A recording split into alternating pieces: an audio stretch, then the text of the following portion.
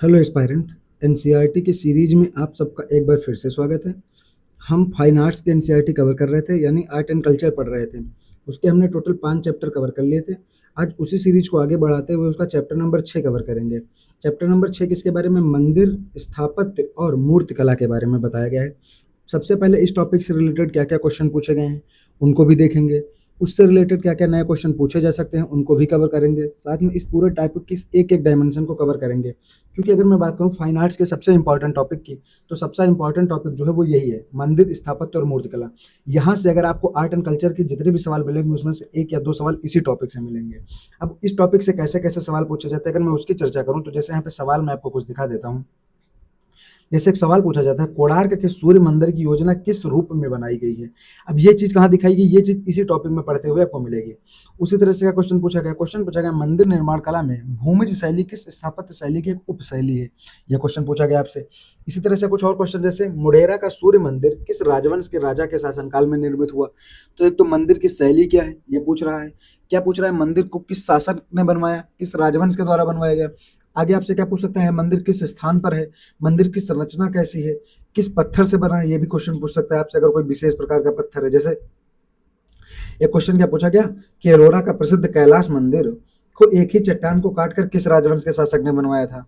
तो आपसे यहाँ पे चट्टान पूछा गया, हो सकता है इसी क्वेश्चन को थोड़ा स्पेसिफिक करके इस चट्टान के बारे में पूछ लिया जाए। तो ये चीजें इस टॉपिक से पूछी गई। अब हम क्या करते हैं, हम सबसे पहले टॉपिक को शुरू करते हैं और देखते हैं क्या क्या चीजें इस टॉपिक में क्या है इंपॉर्टेंट है।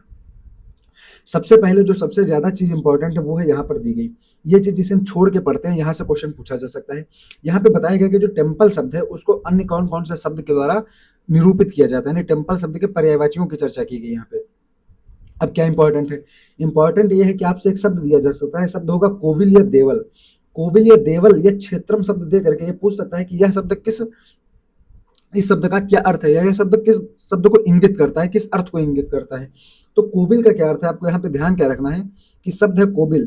तो जो कोबिल शब्द है किसको इंगित करती है? तो ये कोबिल शब्द क्या है? मंदिर के लिए है, और देवल शब्द भी मंदिर के लिए है। तो कोबिल हो, देवल हो, देव स्थानम हो, प्रसाद हो, देवालय आसान है, देवकुल आसान है, मंदिर को मंदिर कहते हैं, क्षेत्रम। तो ये शब्द किसका अर्थ है? ये शब्द टेम्पल के ही अर्थ यानी मंदिर के ही अर्थ है। तो यहाँ से दो शब्द याद रखना। दो शब्द कौन कौन से मैंने आपको बताया? पहला शब्द बताया कोबिल, याद रखना है। कोबिल के अलावा दूसरा शब्द याद रखना देवल, और तीसरा शब्द याद रखना क्षेत्रम। ये शब्द आपको दे सकता है, पूछ सकता है कि ये शब्द किसको संदर्भित करते हैं? तो ये मंदिर को संदर्भित करते हैं। यहाँ से आपको ध्यान रखना है। दूसरा क्वेश्चन क्या है? दूसरा क्वेश्चन है चतुर्मुख लिंग, ये मंदिर कहाँ है? आपसे सीधा क्वेश्चन पूछेगा चतुर्मुख लिंग मंदिर कहाँ है? नचना कुठार का, ये मध्य प्रदेश में है। तो चतुर्मुख लिंग मंदिर कहाँ पे स्थित है? नचना कुठार में। इसको आप इंपॉर्टेंट बना लीजिएगा। आगे बढ़ते हैं। आगे बताया गया प्राचीन मंदिर के बारे में। क्या बताया गया? जहाँ एक ओर स्तूप और उनका निर्माण कार्य जारी रहा, वहीं दूसरी ओर सनातन हिंदू धर्म के मंदिर और देवी देवताओं की प्रतिमाएं भी बनने लगी। क्या बताएगा? जब स्तूप बन रहे थे, तो जब स्तूप बन रहे थे उसी समय क्या हुआ था, तो देवी और देवताओं की प्रतिमाएं भी बन रही थी। ऐसा नहीं था कि स्तूप बन रहे थे, क्योंकि स्तूप बनाने की कला क्या है? ऋग्वैदिक काल की है भाई। तो ऋग्वैदिक काल में भी क्या थे? मंदिर का प्रचलन था या नहीं था, ये अलग मुद्दा हो सकता है। लेकिन उस काल में देवी देवताओं की प्रतिमाएं तो बन रही थी, ये एक मुद्दा हो सकता है। क्योंकि शुरुआत कैसे? क्योंकि जब हम देवी देवताओं की प्रतिमाओं की पूजा करते हो तो हम क्या बताते हैं? उत्तर वैदिक काल में आते आते प्रजापति की पूजा होने लगी।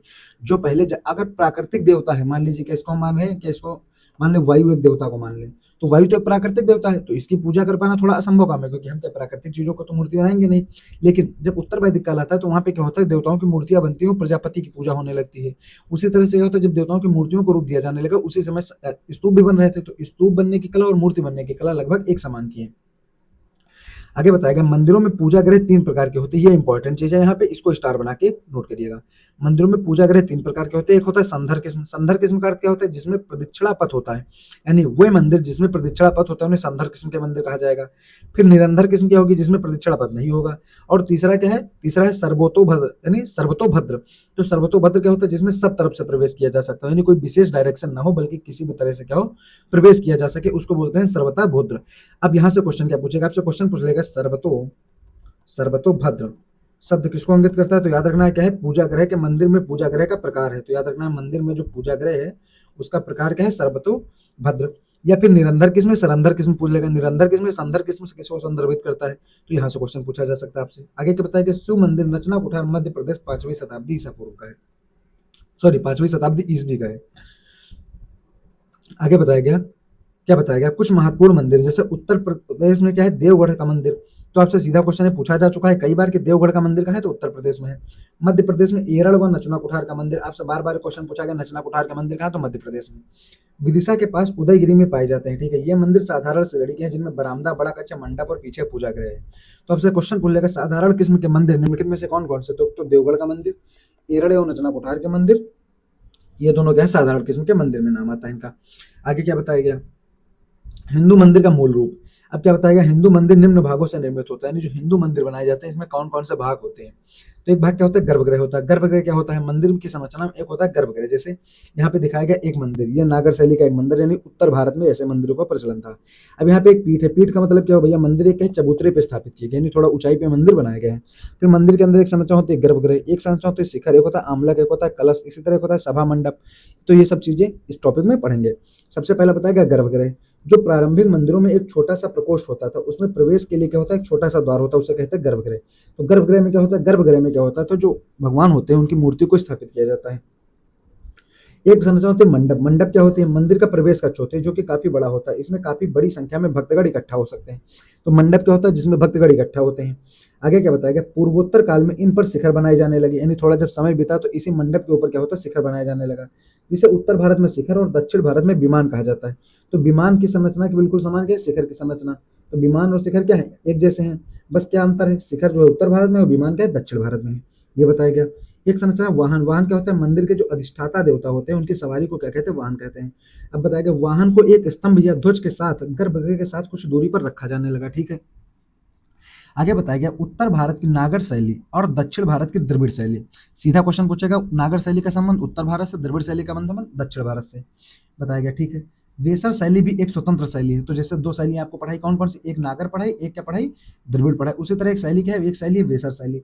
अब वेसर शैली के बारे में बताया गया, जिसमें नागर और द्रविड़ दोनों शैलियों की कुछ चुनी हुई विशेषताएं हों या दोनों का मिश्रित रूप पाया जाता है, उसे क्या कहते हैं, उसे कहते हैं वेसर शैली।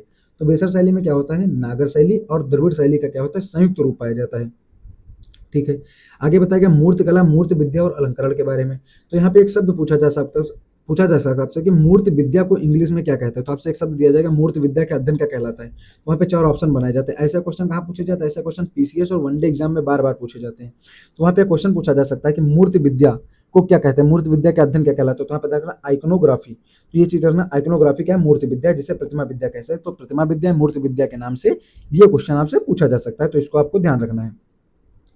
आगे बताएगा, उदाहरण के लिए नागर शैली के मंदिरों में गंगा और यमुना जैसी नदी देवियों को गर्भगृह के प्रवेश द्वार के पास रखा जाता था। तो क्या बताएगा, जो आपसे क्वेश्चन पूछेगा, गंगा और यमुना जैसी नदी देवियों को प्रवेश द्वार के पास किस शैली के मंदिरों में रखा जाता था, तो याद रखना नागर शैली के मंदिरों में रखा जाता था।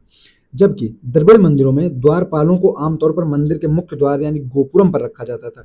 जैसे उत्तर भारत में गंगा और यमुना जैसी नदी देवियों को रखा जाता था, उसी तरह दक्षिण भारत या द्रविड़ मंदिरों में क्या होता था, द्वारपालों को मंदिर के मुख्य द्वार या गोपुरम के पास रखा जाता था। तो यहाँ पे एक शब्द मिला गोपुरम। तो गोपुरम किस शैली के मंदिरों की विशेषता है, तो द्रविड़ शैली के मंदिरों की विशेषता हो गई। या फिर पूछ लेगा द्वारपाल किस शैली के मंदिरों की विशेषता है, तो द्रविड़ मंदिरों की विशेषता हो जाएगी। आगे बताएगा, इसी प्रकार मिथुनों 9 ग्रहों यानी 9 मांगलिक ग्रहों और यक्षों को द्वार रक्षा के लिए प्रवेश द्वार पर रखा जाता है, ठीक है। मुख्य देवालय की चारों दिशाओं में छोटे देवालय होते हैं, जिनमें मुख्य देवता के परिवार या अवतारों की मूर्तियों को स्थापित किया जाता है, ठीक है। तो जैसे एक मुख्य देवालय होगा, उसके चारों दिशाओं में तो छोटे अन्य अन्य देवालय होते हैं। इसको मैंने इसके पहले वाले चैप्टर में पढ़ाए थे। यही शैली क्या कहलाती थी, पंचायतन शैली कहलाती थी। पंचायतन शैली में कहते हैं एक मुख्य मंदिर हो गया, फिर इसके चारों ओर क्या हो गया, छोटे छोटे मंदिर बनाए दिए गए, तो इसे क्या कहते थे, पंचायतन शैली कहा गया था। आगे बताया गया, उत्तर भारत में संपूर्ण मंदिर क्या है, एक विशाल चबूतरे या वेदी पर बनाया जाता था। मैंने अभी आपको दिखाया था स्ट्रक्चर, ये चित्र यहाँ पे बताया था। तो यहाँ पे क्या बताया, पीठ बताया गया, तो ये क्या है, चबूतरा है, इसके ऊपर मंदिर बनाया गया है। ये चीज हो गई।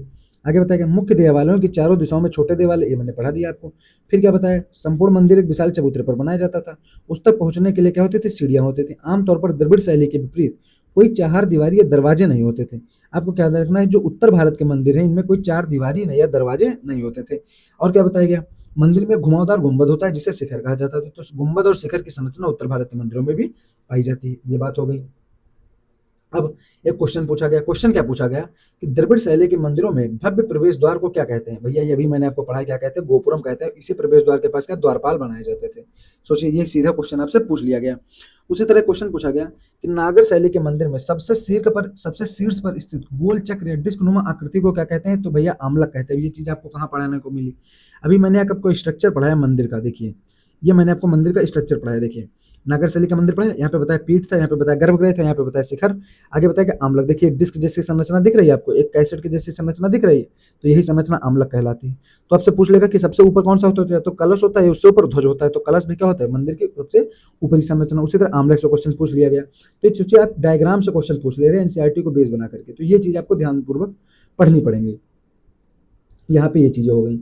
इसके अलावा कौन सा क्वेश्चन आपसे पूछे जाते हैं उनको भी मैं आपको ऐसे ही करके थोड़ा सिखाते हुए आगे बढ़ना चाह रहा हूँ इस टॉपिक में, क्योंकि ये टॉपिक है बहुत इंपॉर्टेंट टॉपिक है इस बुक का। आगे बात करते हैं। एक साधारण शिखर को जिसका आधार वर्गाकार होता है और दीवारें भीतर की ओर मुड़कर चोटी के एक बिंदु पर मिलती है, उसे आमतौर पर रेखा प्रसाद कहा जाता है। तो भैया रेखा प्रसाद की शैली की विशेषता है, तो उत्तर भारतीय शैली की विशेषता है। तो उत्तर भारत में कौन सी शैली? नागर शैली। आपको यहाँ पे ध्यान रखना है। तो क्या बताया गया भैया? नागर शैली की विशेषता के बारे में याद रखना। नागर शैली की विशेषता में याद रखना कि रेखा प्रसाद की इसकी विशेषता है, नागर शैली की विशेषता हो गई। नागर में एक दूसरा प्रमुख वास्तु रूप है, उसे क्या कहते हैं? फमसाना किस्म के भवन। तो आपसे सीधा क्वेश्चन पूछेगा कि फमसाना किस्म के भवन की शैली उत्तर भारत की नागर शैली, जो रेखा प्रसाद की तुलना में अधिक चौड़े और ऊंचाई में कुछ छोटे होते हैं। इनकी छतें अनेक ऐसी शिलाओं की बनी होती हैं जो भवन के केंद्रीय भाग के ऊपर एक निश्चित बिंदु तक सफाई से जुड़ी होती हैं। ठीक है, क्या इंपॉर्टेंट चीज है?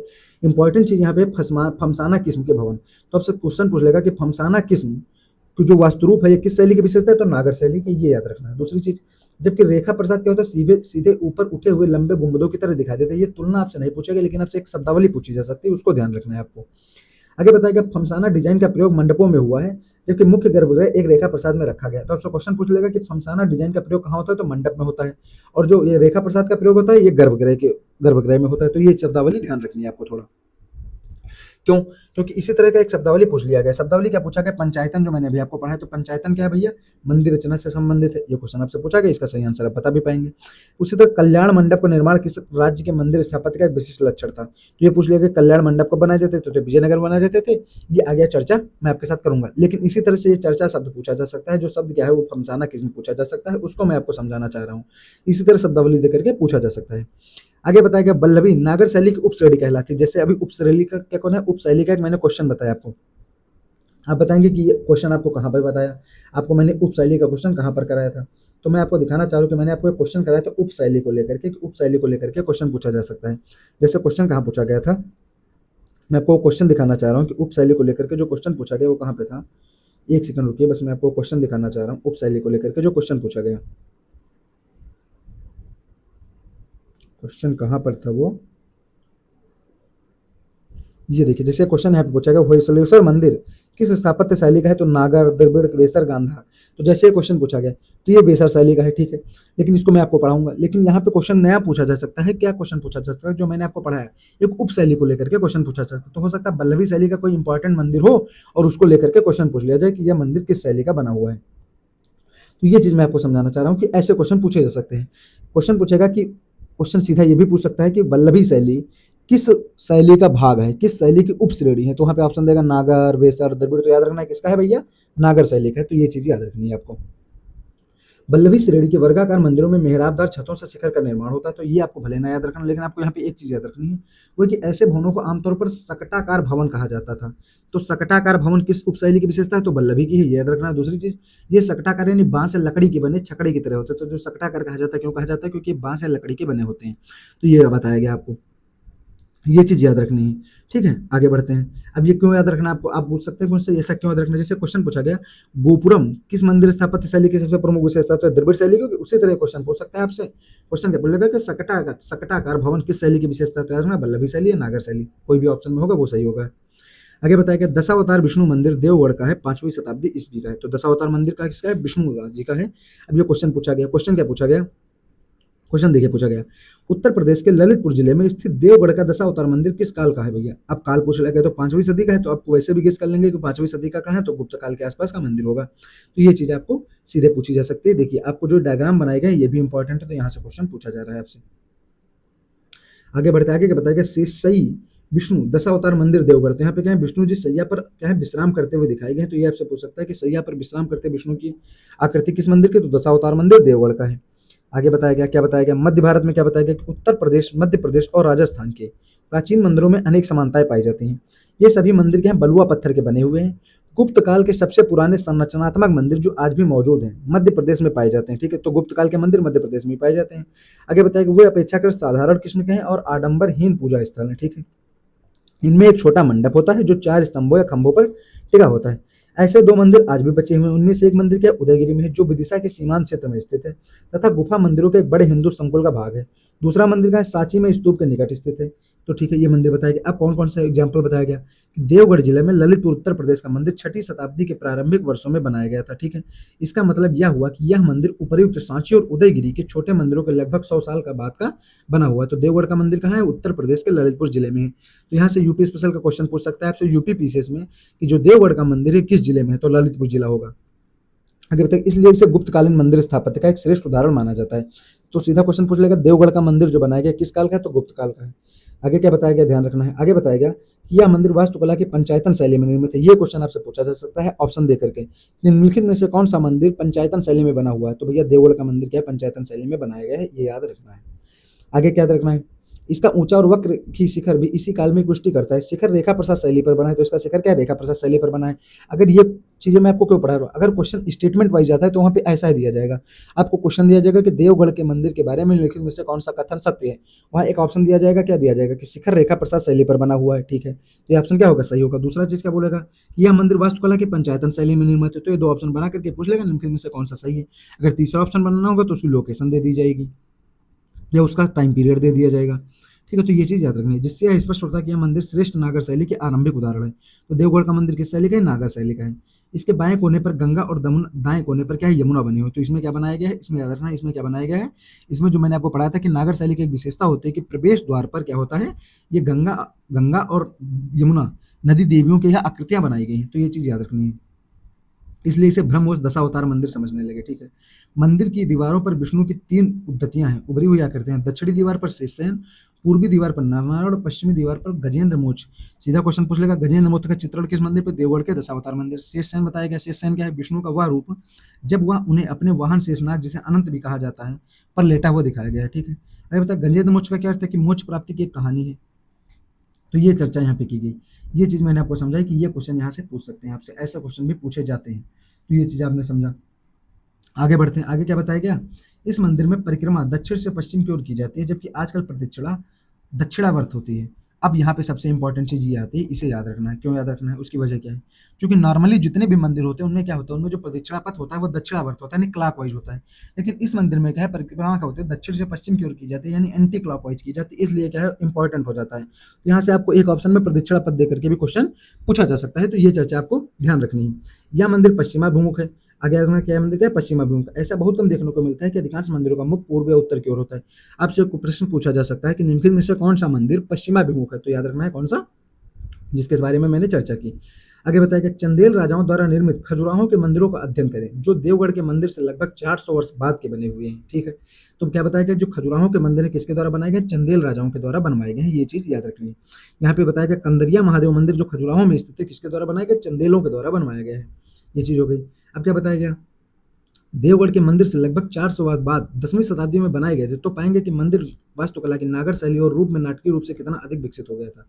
खजुराहो का लक्ष्मण मंदिर विष्णु को समर्पित है। तो सीधा क्वेश्चन पूछेगा कि लक्ष्मण मंदिर किसको समर्पित है, विष्णु को समर्पित है। वहां पे ऑप्शन लक्ष्मण भी दिया होगा, राम भी दिया जा सकता है। तो क्या देखना है कि खजुराहो का जो मंदिर है वो विष्णु को समर्पित है। यह मंदिर चंदेल वंशी राजा धंग द्वारा 954 ईस्वी में बनाया गया था। ये इंपॉर्टेंट चीज है, यहाँ से इसको स्टार बनाइए। क्या पूछ सकता है, खजुराहो का लक्ष्मण मंदिर किसके द्वारा बनवाया गया था, सीधा ऑप्शन में दे देगा राजा धंग के द्वारा, याद रखना है। आगे बताया गया नागर शैली में निर्मित यह मंदिर एक ऊंची वेदी प्लेटफॉर्म पर निर्मित है। तो पूछेगा खजुराहो का लक्ष्मण मंदिर किस शैली का है, नागर शैली का है। क्या बताया गया, इसके 4 छोटे देवालय बने, यानी पंचायतन शैली में भी क्या बनाया गया है, इसको बनाया गया है। खजुराहो स्थित चंदरिया महादेव मंदिर का निर्माण भारतीय मंदिर स्थापत्य शैली की पराकाष्ठा है। इस विशाल मंदिर की स्थापत्य और मूर्तिकला में मध्यकालीन भारतीय निर्माण के वे सभी लक्षण विद्यमान हैं जिनके लिए मध्य भारत की स्थापत्य कला की श्रेष्ठता जानी जाती है। क्या बताया गया कि खजुराहो के मंदिर अपनी कमोद्दीप श्रृंगार प्रधान प्रतिमाओं के लिए बहुत प्रसिद्ध हैं। इनमें श्रृंगार रस को उतना ही महत्व दिया गया है जितना कि मानव की आध्यात्मिक खोज को, और इसे पूर्ण ब्रह्म का ही एक महत्वपूर्ण अंश माना जाता था। इसलिए अनेक हिंदू मंदिरों में आलिंगनबद्ध मिथुन को शुभ मानकर उसकी मूर्तियां स्थापित की हुई हैं। यानी श्रृंगार रस का क्या है, श्रृंगार रस इसमें प्रधान दिखाया गया, किसमें दिखाया गया है, वो है कंदरिया महादेव का मंदिर। तो आपको एक क्वेश्चन पूछा जाता है मेंस में कि जो चंदेल वंशी मंदिर है ये क्या है, कौमुक विशेषताओं को क्या करते हैं, थोड़ा रुचिकर दिखाया गया है यहाँ पे। तो इसके बारे में क्वेश्चन पूछा जाता है मेंस में आर्ट एंड कल्चर में, तो वो चीज़ ध्यान रखनी है। तो ये चीज़ याद रखनी है कंदरिया महादेव मंदिर के बारे में। आगे बढ़ते हैं, आगे क्या बताया गया है, खजुराहो में बहुत से मंदिर हैं, उनमें से अधिकांश हिंदू देवी देवताओं के और कुछ जैन मंदिर भी हैं। तो आपसे क्वेश्चन पूछ लेगा खजुराहो में जो मंदिर हैं वो केवल हिंदू धर्म से संबंधित नहीं, जैन धर्म से संबंधित भी मंदिर बनाए गए हैं। बताया गया इनमें से 64 योगिनी मंदिर विशेष रूप से उल्लेखनीय है। तो 64 योगिनी मंदिर भी यहीं पे है जो ग्रेनाइट के शिलाखंडों को काटकर बनाए गए हैं। इनमें से प्रत्येक देवालय देवियों को समर्पित है। इस तरह की तांत्रिक पूजा का उदय 7वीं शताब्दी के बाद हुआ। ऐसे बहुत से मंदिर जो योगिनी पंथ को समर्पित हैं मध्य प्रदेश, उड़ीसा और दक्षिण में भी तमिलनाडु तक 7वीं से 10वीं शताब्दी के बीच यत्र तत्र बनाए गए थे, लेकिन उनमें से आज बहुत कम बचे हैं। ठीक है, अब इससे रिलेटेड कोई क्वेश्चन हो तो मैं आपको दिखा देता हूँ कि इससे रिलेटेड क्या क्वेश्चन पूछा जा चुका है आज तक। जैसे क्वेश्चन पूछा गया कि लिंगराज मंदिर कहाँ अवस्थित है। ठीक है, तो लिंगराज मंदिर भुवनेश्वर में अवस्थित है। ये चीज़ें मैंने आपको नहीं पढ़ाई, लेकिन मैं आपको क्या समझाना चाह रहा हूँ कि जैसे लिंगराज मंदिर पूछा जा सकता है, उससे क्या पूछा जाए, उसे खजुराहो का मंदिर आपसे पूछा जा सकता है। उसी तरह से क्या पूछा जा सकता है आपसे, कंदरिया महादेव मंदिर कहाँ स्थित है, तो ये पूछा जा सकता है। तो ये आपको क्वेश्चन देख कर ये समझ आनी चाहिए कि हाँ ये मंदिर पूछा जा सकता है, क्योंकि इससे रिलेटेड एक मंदिर पूछा जा चुका है। तो ये चीज़ आपको समझनी है। ठीक है, आगे क्या बताया गया, पश्चिमी भारत की चर्चा की गई जिसमें गुजरात और राजस्थान का क्षेत्र शामिल है। बताया गया इनके जो मंदिर है लगभग बलुआ पत्थर से बनाए गए हैं। यहाँ पर धूसर स्लेटी से काले बेसाल्ट असितास्म की बनी पाई जाती है। ठीक है, तो यहाँ पे क्या होता है, काले बेसाल्ट का भी प्रयोग किया गया है। यहाँ पे सफेद संगमरमर का भी प्रयोग दिखता है। आगे बताया गया 10वीं से 12वीं शताब्दी के माउंट आबू और रणकपुर राजस्थान के जैन मंदिरों में भी देखने को मिलता है। क्वेश्चन पूछा गया कि माउंट आबू क्या है, माउंट आबू और रणकपुर के जो जैन मंदिर है, तो जो माउंट आबू में बना मंदिर है वो क्या जैन मंदिर है, ये याद रखना है। आगे बढ़ते हैं, आगे क्या बताया गया, मोढेरा गुजरात का सूर्य मंदिर 11वीं शताब्दी के आरंभिक काल की रचना। ये क्वेश्चन बहुत इंपॉर्टेंट है कि मोढेरा गुजरात का सूर्य मंदिर, मोढेरा का मंदिर आपसे पूछेगा किस देवता, तो सूर्य मंदिर का है। पहले बताओ सूर्य मंदिर है, याद रखना है। दूसरा चीज गुजरात में है, तीसरी चीज क्या है 11वीं शताब्दी का है। तो ये इंपॉर्टेंट है, इसको स्टार बना करके लिख लीजिएगा। आगे क्या इंपॉर्टेंट है कि इसे किसने बनवाया, तो इसे सोलंकी राजवंश के राजा भीमदेव प्रथम ने 1026 ईस्वी में बनवाया था। तो ये याद रखना, ये भी इंपॉर्टेंट है। तो इसको क्या करना है, अब देखिए क्वेश्चन पूछ लिया गया मोढेरा का सूर्य मंदिर किस राज्य में है, तो भैया किस राज्य में होगा, गुजरात में होगा। सीधा क्वेश्चन आपसे पूछा गया। क्वेश्चन पूछा गया कौन सा सूर्य मंदिर है, तो लिंगराज मंदिर, कोणार्क मंदिर, राजन जगन्नाथ मंदिर। तो यहाँ पे कोणार्क मंदिर क्या है, एक सूर्य मंदिर है। ठीक है, तो उसी तरह क्या पूछ लेगा कि मोढेरा का गुजरात सूर्य मंदिर, ये भी सूर्य मंदिर है, तो ये भी याद रखना है। आगे क्या बताया गया, यहाँ पे क्या अत्यंत विशाल वर्गाकार जलाशय जिसमें सीढ़ियों की सहायता से पानी तक पहुंचा जा सकता है, इसे सूर्य कुंड कहते हैं। तो यहाँ पे सूर्य कुंड बनाया गया है। आगे क्या बताया गया, यह मंडप चारों ओर से खुला है जैसा कि उन दिशा पश्चिम तथा मध्य भारत के मंदिरों में आम रिवाज था। ठीक है, चूंकि मंदिर पूर्वाभिमुख है इसलिए हर वर्ष विषु के समय यानी 21 मार्च और 23 सितंबर को जब दिन रात बराबर होते हैं तो सूर्य सीधे केंद्रीय दिवाले पर चमकता है। ये इसकी क्या विशेषता है। आगे क्या बताएगा, पूर्वी भारत के बारे में बताएगा। पूर्वी भारत में कौन सा क्षेत्र, जैसे बंगाल और उड़ीसा के क्षेत्र की चर्चा की गई। अब यहाँ पे क्या बताया गया, यहाँ बताया गया कामाख्या मंदिर कहाँ है, असम में है। ठीक है, आगे बताया गया असम में अहोम शैली के मंदिर भी बनाए गए हैं। फिर बात करते हैं बंगाल की, तो बंगाल में क्या 9वीं से 12वीं शताब्दी के बीच की अवधि में निर्मित प्रतिमाओं की शैली को पाल शैली कहा जाता है। तो पाल शैली का संबंध किस क्षेत्र से, बंगाल क्षेत्र से ही याद रखना है। टाइम पीरियड क्या याद रखना है, 9वीं से 12वीं शताब्दी, तो ये चीज याद रखनी है। आगे इस प्रकार 11वीं शताब्दी के मध्य भाग से 13वीं शताब्दी के भाग तक निर्मित मूर्तियों की शैली को तत्कालीन सेन शासकों पर सेन शैली कहा जाता है। तो सेन शैली का संबंध किससे है, 11वीं शताब्दी के टाइम पीरियड से लेकर के 13वीं शताब्दी के बीच का। क्षेत्र कौन सा है, बंगाल का है। आगे बताया गया कि यह आरंभिक पाल शैली का अच्छा उदाहरण है। क्या उदाहरण है, उदाहरण बताया गया कि 9वीं शताब्दी के सिद्धेश्वर महादेव मंदिर, तो बताया कि सिद्धेश्वर महादेव मंदिर 9वीं शताब्दी का, यह पाल शैली का मंदिर है। तो याद रखना है कि सिद्धेश्वर महामंदिर किस शैली का बना हुआ है, पाल शैली का बना हुआ है। ये क्वेश्चन आपसे पूछा जा सकता है। ठीक है, आगे बताएं, जैसे यहाँ पे बताया गया महाबलीपुरम में रथ मंदिरों का निर्माण किसने करवाया था, तो नरसिंहवर्मन प्रथम ने कराया था। तो इसी तरह से क्वेश्चन पूछ लेगा जो मैंने भी आपको पढ़ा है कि इस मंदिर का निर्माण किसने करवाया, वो मंदिर कौन सा है, वो मंदिर भी आपको बताया मैंने, मोढेरा का गुजरात का सूर्य मंदिर। तो ये क्वेश्चन पूछा जा सकता है आपसे। आगे बढ़ते हैं, आगे क्या बताया गया, ये चीजें इंपॉर्टेंट नहीं, जो चीजें मैं छोड़ रहा हूँ वो चीज इंपॉर्टेंट नहीं, तो आपको उस पर क्या करना है, ज्यादा एक्स्ट्रा समय नहीं देना। से पूछा गया जगन्नाथ मंदिर पुरी में है, तो याद रखना जगन्नाथ मंदिर कहाँ है, पुरी में है। पुरी कहाँ, उड़ीसा में है। आगे बताएगा उड़ीसा की वास्तुकला की मुख्य विशेषताओं को 3 वर्गों में विभाजित किया जाता है। अब ये किसकी बात होती है? उड़ीसा के कल्चर की बात की गई है। यहाँ पे जो उड़ीसा में बनाया गया है वास्तुकला, उसकी क्या है, 3 भागों में उसको डिवाइड किया गया है। जैसे पहला क्या है, रेखापीठ या ढाढ़ और खाकरा। आपसे यहाँ से सीधा क्वेश्चन पूछ लेगा कि रेखापीठ, ढाढ़ और खाकरा ये किस शैली का? तो उड़ीसा के है। तो याद रखना इसको क्या बनाना है, इसको हमें सुपर इंपॉर्टेंट बना के रखना है, यहाँ से क्वेश्चन पूछ लेगा। या आपसे क्वेश्चन पूछेगा कि रेखापीठ, ढाढ़ और खाकरा किससे संबंधित है? तो ये मंदिर वास्तुकला से संबंधित है, याद रखना है। आगे क्या याद रखना है, उड़ीसा के मंदिरों की शैली एक अलग किस्म की है, जिसे हम नागर शैली की उपशैली कह सकते हैं। आमतौर पर शिखर, जिसे उड़ीसा में देवल कहते हैं, तो आपसे संबंध पूछेगा कि देवल किसको कहा गया है? तो देवल शिखर है किस शैली में? उड़ीसा में। आगे बताया गया इस उपशैली के अंतर्गत लगभग चोटी तक एकदम अर्धेध्वर यानी बिल्कुल सीधा खड़ा होता है, ठीक है।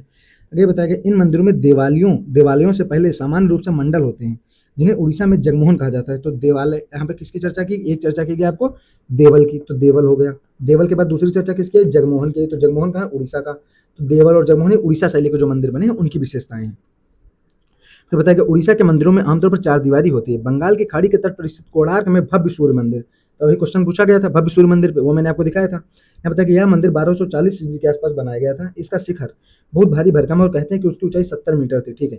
तो आपको ध्यान रखना है कि कोणार्क मंदिर कहाँ है? बंगाल की खाड़ी के तट पर स्थित है। और कोणार्क मंदिर एक सूर्य मंदिर है। उसमें अब जगमोहन यानी नृत्य मंडप ही बचा है। अब इस मंडप तक पहुंचा नहीं जा सकता है। सूर्य मंदिर एक ऊंचे आधार या वेदी पर स्थित है। इसकी दीवारें व्यापक रूप से अलंकारिक उत्कीर्णन से ढकी हुई हैं, ठीक है। आगे बताया कि इनमें बड़े बड़े पहियों के 12 जोड़े हैं। आपसे ये क्वेश्चन पूछ सकता है कि सूर्य मंदिर में कितने पहियों के जोड़े हैं? तो 12 हैं, ये याद रखना है। ये क्वेश्चन पूछा जा सकता है आपसे। आगे पहियों में आरे और नाभिकेंद्र, हब और जो सूर्य की पौराणिक कथा का स्मरण कराते हैं, ये चीज नहीं पूछी जाएगी, लेकिन आपसे पहियों के जोड़े पूछ सकता है, ठीक है। आगे बताया पाषाण रथ हम्पी है कर्नाटक में, ठीक। आगे बताया पहाड़ी क्षेत्र की चर्चा हो गई। पहाड़ी क्षेत्र में क्या बताया गया? कुमायूं, गढ़वाल, हिमाचल और कश्मीर की पहाड़ियों में वास्तुकला का एक अनोखा रूप विकसित हुआ। कश्मीर का क्षेत्र गांधार कला के प्रमुख स्थलों जैसे तक्षशिला, पेशावर, पश्चिमोत्तर सीमा प्रांत के पास था। इसलिए 5वीं शताब्दी तक आते आते कश्मीर की कला पर गांधार शैली का प्रबल प्रभाव पड़ा। क्या बताया गया? बताया गया कि जो कश्मीर का क्षेत्र है, चूंकि कश्मीर के क्षेत्र के बगल में गांधार का क्षेत्र पड़ा था, जैसे महाजनपद काल में जब हम पढ़ रहे थे तो वहाँ पे गांधार आपको पढ़ा रहा था मैं। तो ये शैली क्या है? कश्मीर के बगल में है, तो भैया गांधार शैली का प्रभाव कश्मीर शैली में पड़ेगा। ये तो एक नॉर्मल सी चीज है। आगे क्या बताएगा? आगे बताएगा कभी कभी मंदिर स्वयं पैगोडा स्तूप की सूरत ले लेता है। पैगोडा याद रखना है, पैगोडा या स्तूप कहा जाता है किसको? मंदिर को। तो जो स्तूप होता है उसी की संरचना को पैगोडा भी कहा जाता है, क्योंकि मंदिर क्या होते थे, कभी कभी स्वयं पैगोडा स्तूप की जैसे बन जाते थे। कश्मीर का कारकोटा काल वास्तुकला के दृष्टि से अत्यधिक उल्लेखनीय है। आपसे सीधा क्वेश्चन पूछेगा कारकोटा काल का संबंध किस क्षेत्र से है? तो भैया कश्मीर से है। ये क्वेश्चन इंपॉर्टेंट है और ये क्वेश्चन कर पाना थोड़ा मुश्किल है, क्योंकि ऐसे ऐसे जो ये इस तरह के वंश होते हैं इनको हम नहीं पढ़ते हैं, तो यहाँ से क्वेश्चन पूछ लेता है कभी कभी। उन्होंने बहुत से मंदिर बनवाए, जिनमें से पंडेथ्रॉन में निर्मित मंदिर सबसे अधिक महत्वपूर्ण है, ठीक है। आगे बढ़ते, आगे क्या बताया गया? मंदिर में 8वीं और 9वीं शताब्दी में बनाए गए थे, ठीक है। देवालय के पास जलाशय होने की परंपरा पालन करते हुए पंडेरनाथ का मंदिर जलाशय के बीच बनी हुई एक वेदी पर निर्मित है। आपसे सीधा क्वेश्चन पूछेगा पंडेरनाथ का मंदिर का, आपको लोकेशन याद रखनी है। आगे क्या बताएगा? लक्षणा देवी मंदिर में स्थापित महिषासुरमर्दिनी और नरसिंह की प्रतिमाओं की आकृतियों में गुप्तोत्तरकालीन परंपरा का प्रभाव भी दृष्टिगोचर होता है। क्या बताएगा? लक्षणा देवी मंदिर में स्थापित महिषासुरमर्दिनी और नरसिंह की प्रतिमा। आपसे क्वेश्चन पूछ लेगा कि महिषासुरमर्दिनी की प्रतिमा किस मंदिर में स्थापित है? तो याद रखना है किस मंदिर में? लक्षणा देवी मंदिर में स्थापित है। अब आपको कमेंट बॉक्स में बताना है कि लक्षणा देवी मंदिर कहाँ पे स्थित है, ठीक है। आगे बढ़ते हैं। आगे क्या बताइए? इस मंदिर में एक शिलालेख है जिसमें कहा गया है कि यह मंदिर राजा मेरुवर्मन के शासनकाल में 7वीं शताब्दी में बनाया गया था। किस मंदिर की चर्चा की गई? लक्षणा देवी मंदिर की बात की गई है। तो याद रखना है लक्षणा देवी मंदिर का निर्माण की चर्चा किसके काल की बात आती है? तो राजा मेरुवर्मन, ये याद रखना है, ठीक है। कुमायूं के मंदिरों की चर्चा करें तो वहाँ के 2 मंदिर विशेष रूप से उल्लेखनीय है। एक है अल्मोड़ा के पास का जगेश्वर और दूसरा है पिथौरागढ़ के पास चंपावत, ठीक है। इतनी चीज मैंने हो गई। अब ये जो चर्चा मैंने की ये थी नागर शैली के मंदिरों की। अब किसकी बात होती? अब बात होगी यहाँ से द्रविड़ शैली या दक्षिण भारत के जो मंदिर शैली है उनकी चर्चा करते हैं। तो यहाँ पे एक स्ट्रक्चर दिया गया कि दक्षिण भारत के मंदिर में गोपुरम होता है, मंडप होता है, गर्भगृह होता है, विमान होता है, शिखर होता है। ये चीज बताइए दक्षिण भारत के मंदिरों की क्या है, एक स्ट्रक्चर दिया गया। यहाँ पे क्या बताया गया? नागर शैली के मंदिर आमतौर पर ऊंची कुर्सी पर बनाए जाते थे। क्या बनाए जाते थे? ऊंची कुर्सी पर बनाए जाते थे, ऊंचाई पर बनाए जाते थे। बिल्कुल बात सही है, मैंने आपको चित्र भी दिखाया था वहाँ पे। इसके विपरीत द्रविड़ मंदिर चारों ओर एक 4 दीवारी से घिरा होता है। इस 4 दीवारी के बीच में प्रवेश द्वार होते हैं जिन्हें गोपुरम कहते हैं। तो क्या बताएगा? जो 4 दीवारी के बीच में क्या होता है? प्रवेश द्वार होता है जिसे गोपुरम कहा जाता है। तो गोपुरम किस शैली की विशेषता है? द्रविड़ शैली की। आगे क्या बताएगा? मंदिर के गुंबद का रूप जिसे तमिलनाडु में विमान कहा जाता है मुख्यतः क्या है? एक सीढ़ीदार पिरामिड की तरह होता है। तो विमान भी क्या होता है? दक्षिण भारत के मंदिरों में विशेषता पाई जाती है। जैसे यहाँ पे देखिए मीनाक्षी मंदिर ये मदुरई का है। तो आपसे क्वेश्चन पूछ लेगा मीनाक्षी मंदिर कहाँ स्थित है? तो मदुरई में स्थित है, ये याद रखेंगे। आगे उत्तर भारतीय मंदिरों में एक आमलक या कलश होता है। ये मैंने आपको पढ़ाया भी था कि कलश क्या होता है, सबसे ऊपरी संलग्न, उसके ऊपर ध्वज होता है सिर्फ। उत्तर भारत के मंदिर के गर्भगृह के प्रवेश द्वार के पास मिथुनों या गंगा यमुना की देवी की प्रतिमाएं होती हैं। उसी तरह जो दक्षिण भारत के मंदिर होते हैं, इन पे आमतौर पर क्या होता है, भयानक द्वारपाल की प्रतिमाएं खड़ी की जाती हैं। ठीक है, आगे बताएगा, मंदिर के अहाते व परिसर में कोई बड़ा जलाशय या तालाब होता है। उप देवालयों को या तो मंदिर के मुख्य गुंबद के भीतर ही शामिल कर लिया जाता है या अलग अलग छोटे देवालयों के मुख्य मंदिर के पास रखा जाता है। क्या बताया गया, दक्षिण के मंदिरों में उत्तर भारत के मंदिरों की तरह एक साथ कई छोटे बड़े शिखर नहीं होते हैं। यहाँ पे क्या होता है, छोटे बड़े शिखर नहीं होते हैं। आगे बताया गया, दक्षिण के सबसे पवित्र माने जाने वाले कुछ मंदिरों में मुख्य मंदिर जिसमें गर्भगृह बना होता है, उसका गुंबद सबसे छोटा होता है। ये चीज इंपॉर्टेंट है, ये चीज मैं आपको क्यों पढ़ा रहा हूँ, ये चीज आपको पढ़ा रहा हूँ ताकि आपको समझ में आए कि मंदिर का स्ट्रक्चर कैसा था। आगे बताया गया, तिरची आधुनिक तिरचापल्ली के श्रीरंग मंदिर, श्रीरंगम मंदिर, आपसे सीधा क्वेश्चन पूछेगा श्रीरंगम मंदिर कहाँ स्थित है, तिरची या तिरचिरापल्ली, ऑप्शन में दिया होगा। तो ये क्वेश्चन क्या है, इंपॉर्टेंट है। तमिलनाडु में कांचीपुरम, तंजाउर, मदुरई में कुंभकोणम सबसे क्या है, प्रसिद्ध मंदिर नगर है। तो आपसे क्वेश्चन पूछ लेगा कि भैया कुंभकोणम कहाँ है, मदुरई में है, याद रखना है। तंजाउर, मदुरई और कुंभकोणम क्या है, सबसे प्रसिद्ध मंदिर तमिलनाडु में है। तो याद रखना, गंगईकोंड चोलपुरम के मंदिर के बारे में हमें डीप जानकारी चाहिए होगी, क्योंकि इसका रेफरेंस कहाँ मिलता है, एनसीईआरटी में मिलता है। आगे क्या बताया गया, जिस तरह नागर मंदिरों की कई उपश्रेणियां होती हैं, उसी तरह द्रविड़ मंदिरों की भी उपश्रेणियां हैं। जैसे क्या बताया गया, यहाँ पे बताया गया कि यहाँ मूल आकृतियां होती है 5 प्रकार की, एक तो वर्गाकार, आयताकार, अंडाकार, वृत्त और अष्टशास्त्र। आपसे क्वेश्चन पूछ लेगा कि अष्टशास्त्र, वृत्त, अंडाकार, वर्गाकार, आयताकार, आपसे क्वेश्चन क्या पूछा जाएगा, क्वेश्चन पूछा गया कि द्रविड़ मंदिरों की मूल आकृतियों के कितने प्रकार होते हैं। तो आपसे देगा कि 5 में से आपसे नाम दे दीजिएगा कि द्रविड़ मंदिरों के कौन से 5 उप प्रकारों की चर्चा की गई है। तो ऑप्शन में होगा वर्गाकार, आयताकार, अंडाकार, वृत्त और अष्टशास्त्र। ये क्वेश्चन पूछा जा चुका है किसी एग्जाम में, तो ध्यान रखना है कि यहाँ से अष्टास्त्र की चर्चा की गई है, तो ये चीज याद रखनी है। आगे बताया कि इनमें से वर्गाकार को आमतौर कूट और चतुरस्त्र भी कहा जाता है। तो क्या बताया कि वर्गाकार की जगह एक शब्द यूज किया जा सकता है, चतुरस्त्र। तो वर्गाकार की जगह क्या दे दिए गए, चतुरस्त्र दे दिए गए। आयताकार यानी साला या आयतस्त्र, तो यहाँ पे आयताकार की जगह साला या आयतस्त्र नाम भी दिया जा सकता है। अंडाकार की जगह गजपृष्ठी भी दिया जा सकता है। ठीक है, वृत्तायत भी कहा जाता है, इसे वृत्तायत भी कहा जाता है, तो याद रखना वृत्तायत। फिर क्या बताएगा, क्या बताएगा यहाँ पे कि जिसे आमतौर पर नासी कहा जाता है। किसे नासी कहा जाता है, कि गजपृष्ठी चैत्यों के सक्टाकार रूपों पर आधारित। तो सक्टाकार मैंने अभी बताया था, जो बांस के बने होते हैं, जिनके प्रवेश द्वार घोड़े की नाल के आकार के होते हैं, जिन्हें आमतौर पर नासी कहा जाता है। तो संबंध पूछ लेगा, नासी शब्द का संबंध किससे है, मंदिर से, संरचना से संबंधित, और प्रवेश द्वार पर क्या होता है, घोड़े की नाल जैसी एक स्ट्रक्चर होती है। आगे क्या बताया गया, आमतौर पर मंदिर की योजना और उसके विमान देवी देवताओं के मूर्त रूप के अनुसार निर्धारित होते थे। पल्लव वंश दक्षिण भारत का पुराना राजवंश था। पल्लव ईसा की 2वीं शताब्दी से ही आंध्र प्रदेश में सक्रिय रहे थे, फिर दक्षिण की ओर बढ़कर तमिलनाडु में बस गए। पल्लव राजा अधिकतर क्या थे, शैव थे, लेकिन उनके शासनकाल के अनेक वैष्णव मंदिर आज भी मौजूद हैं। तो पल्लव राजा मूल वैष्णव तो क्या थे, मैक्सिमम जो थे वो शैव थे, लेकिन मंदिर विष्णु के बनवाते थे। आगे बताएगा, महेंद्र वर्मन प्रथम, जो कि कर्नाटक के चालुक्य राजा पुलकेशिन द्वितीय का समकालीन था। आपसे यहाँ से 2 क्वेश्चन पूछेगा, एक तो क्वेश्चन पूछ लेगा कि पुलकेशिन द्वितीय का समकालीन राजा महेंद्र वर्मन प्रथम था, दूसरा जो चालुक्य राजा है ये कर्नाटक के क्षेत्र के हैं, तो याद रखना है। और पुलकेशिन द्वितीय किस वंश से संबंधित है, तो चालुक्य से, यह भी क्वेश्चन पूछा जा सकता है आपसे। क्या बताया गया आगे, नरसिंह वर्मन प्रथम, जिसे मामल्ल भी कहा जाता है, तो आपसे सीधा क्वेश्चन पूछेगा मामल्ल किसको कहते हैं, तो नरसिंह वर्मन प्रथम। वहां पे ऑप्शन में क्या होगा, महेंद्र वर्मन प्रथम भी दिया होगा, तो आंसर क्या होगा, नरसिंह वर्मन प्रथम। 640 ईस्वी के आसपास पल्लव राजगद्दी पर बैठा था। उसके बारे में यह प्रसिद्ध है कि उसने पुलकेशिन द्वितीय को हराकर उसके हाथों अपने पिता को मिली हार का बदला लिया और महाबलीपुरम में अनेक भवनों के निर्माण का कार्य प्रारंभ कर दिया था। तो क्या बताया गया, नरसिंह वर्मन प्रथम, जिसे मामल्ल भी कहा जाता है, उसने 640 ईस्वी के आसपास पल्लव राजगद्दी पर बैठता है। ठीक है, तो नरसिंह वर्मन पल्लव राजवंश से संबंधित है। उसके बारे में यह प्रसिद्ध है कि उसने पुलकेशिन द्वितीय को हराया था। तो आपसे क्वेश्चन पूछ लेगा, पुलकेशिन द्वितीय को किसने हराया, तो नरसिंह वर्मन प्रथम ने हराया था। क्या बताया, उसने अपने पिता की हार का बदला भी ले लिया और महाबलीपुरम में अनेक भवनों के निर्माण का कार्य प्रारंभ कर दिया गया। आगे क्या बताया कि संभवतः इसलिए महाबलीपुरम को उसके नाम का अनुकरण करते हुए मामल्लपुरम कहा गया। और यहाँ बताया कि तट मंदिर कहाँ के, महाबलीपुरम में बनाए गए। महाबलीपुरम का तटीय मंदिर बाद में संभवतः नरसिंह वर्मन द्वितीय है, जिन्हें राजसिंह भी कहा जाता है। तो आपसे क्वेश्चन पूछ लेगा, राजसिंह किसकी उपाधि बताइए, किसका दूसरा नाम है, तो नरसिंह वर्मन द्वितीय का है, के द्वारा बनवाया गया था। तो आपसे प्रश्न पूछेगा, महाबलीपुरम का तटीय मंदिर किसने बनवाया, तो किसने बनवाया, राजसिंह दिया गया होगा ऑप्शन में, या फिर नरसिंह वर्मन द्वितीय दिया होगा। इस मंदिर का मुख जो है समुद्र की ओर करके इसे पूर्वाभिमुख बनाया गया है।